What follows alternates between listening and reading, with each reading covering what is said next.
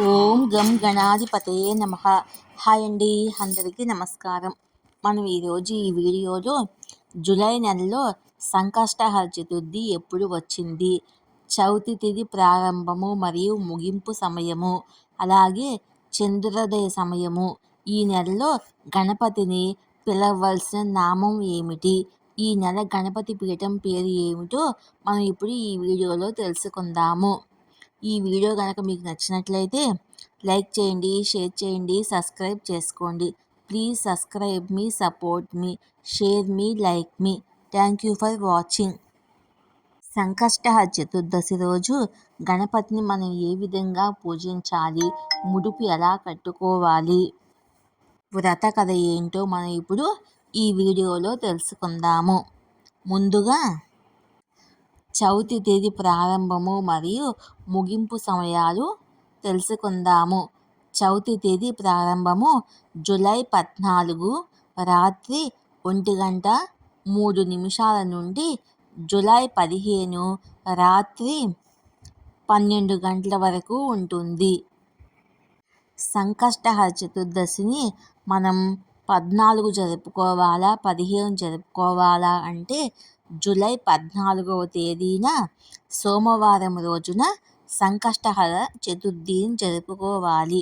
ఈ నెల గణపతిని పూజించవలసిన నామము గజానన గణపతి అని స్మరించుకుంటూ ఎవరైతే ఉపవాసం ఉండి ముడుపు కట్టుకొని స్వామిని పూజిస్తారో వారికున్న అన్ని కష్టాలు తొలగిపోతాయి.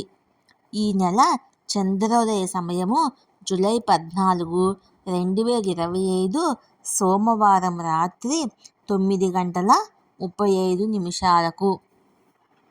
మానవుల కష్టాల నుండి గట్టెక్కించేది సంకష్ట చతుర్థి వ్రతము. గణపతికి అత్యంత ప్రీతిపాత్రమైన తిథుల్లో ప్రధానమైనది చవితి తిథి. అయితే ఈ చవితి లేదా చతుర్థి పూజను 2 రకాలుగా మనము ఆచరిస్తాము.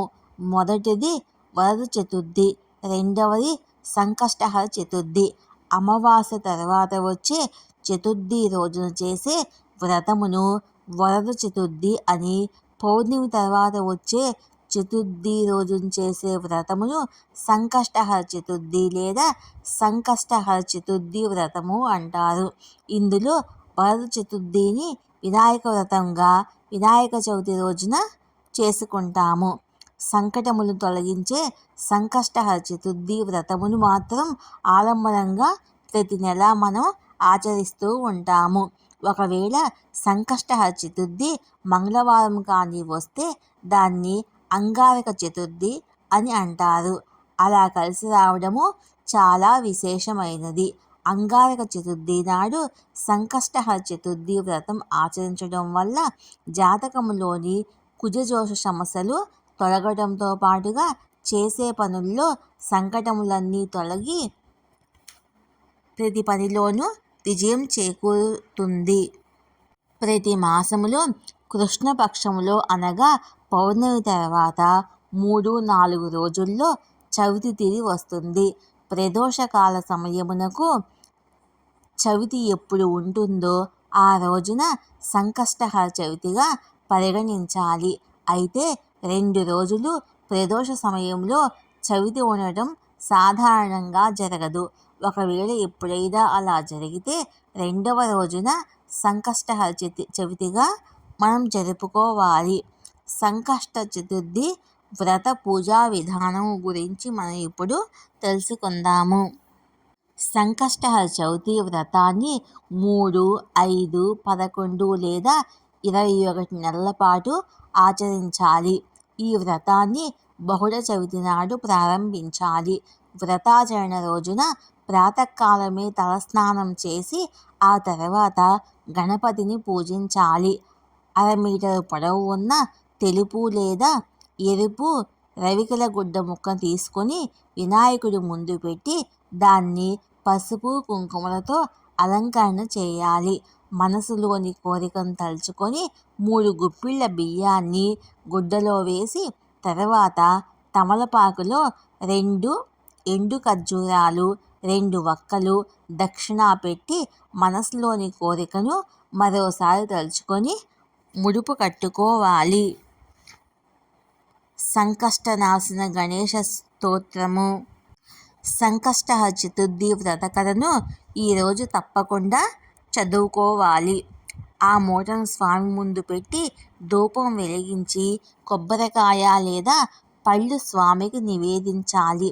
తదుపరి గణపతి ఆలయానికి వెళ్ళి 3 లేక 11 లేక 21 ప్రదక్షిణాలు చేస్తూ ఓం గజాన్న గణపతి అనే మంత్రాన్ని చదువుకుంటూ ఆలయం చుట్టూ ప్రదక్షిణ చేయాలి.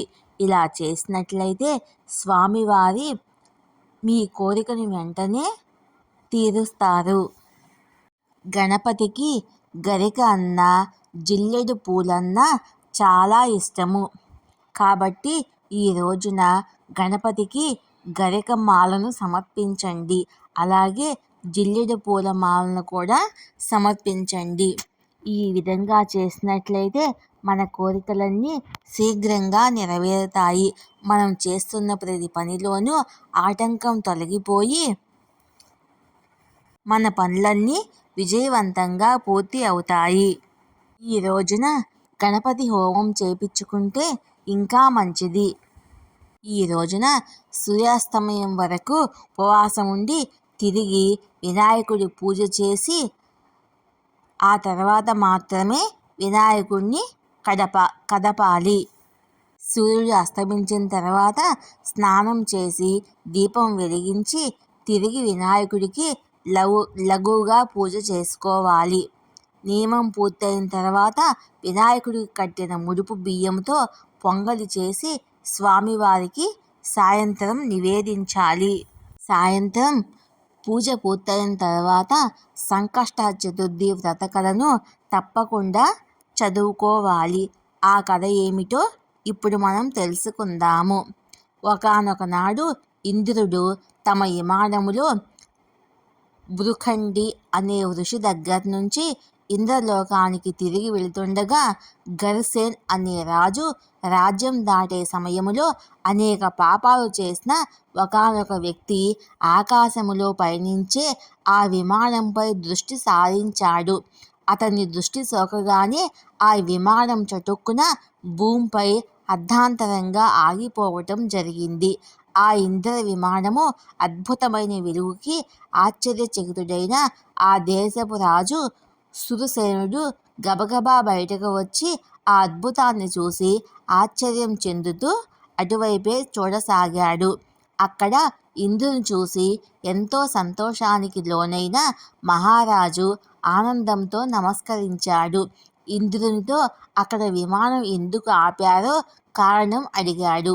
అప్పుడు ఇంద్రుడు, ఓ రాజా, మీ రాజ్యంలో పాపాలు అధికంగా చేసిన వ్యక్తి ఎవరిదో దృష్టి సోకి విమానం మార్గమధ్యలో అర్ధాంతరంగా ఆగింది అని చెప్పాడు.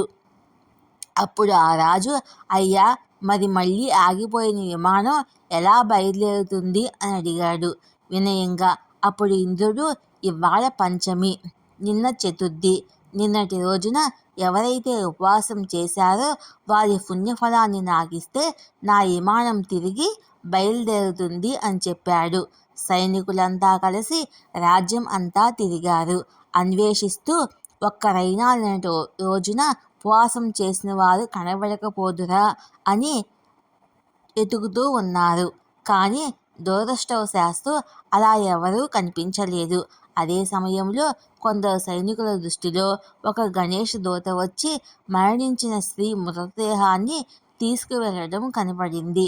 సైనికులు వెంటనే ఎంతో పాపాత్మురాలైన స్త్రీని ఎందుకు గణేష్ లోకానికి తీసుకువెళ్తున్నారని ప్రశ్నించారు.